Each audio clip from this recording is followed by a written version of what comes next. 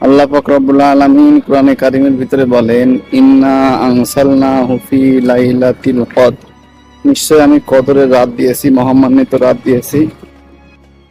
ওমা আদরাকা মা লাইলাতুল কদর, হে রাসূল তুমি কি জানো মহামান্বিত রাত কি? লাইলাতুল কদরি খায়রুম মিন আলফি শাহর, এটা হচ্ছে হাজার মাস থেকেও উত্তম একটি রাত।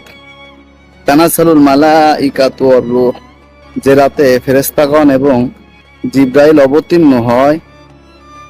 ফিহা বিইজনি রাব্বিহিম মিন কুল্লি আমর, তার রবের নির্দেশে, তাদের রবের নির্দেশে প্রত্যেকে এক একটি বিষয়ের উপর। সালামুন হিয়া হাত্তা মাতলাইল ফাজর, এবং আমি যে রহমত নাজিল করি এই রাতে, সেটা থাকে ফজরের আগ মুহূর্ত পর্যন্ত। অতএব এত সুন্দর একটি রাত আমরা মিস করব না।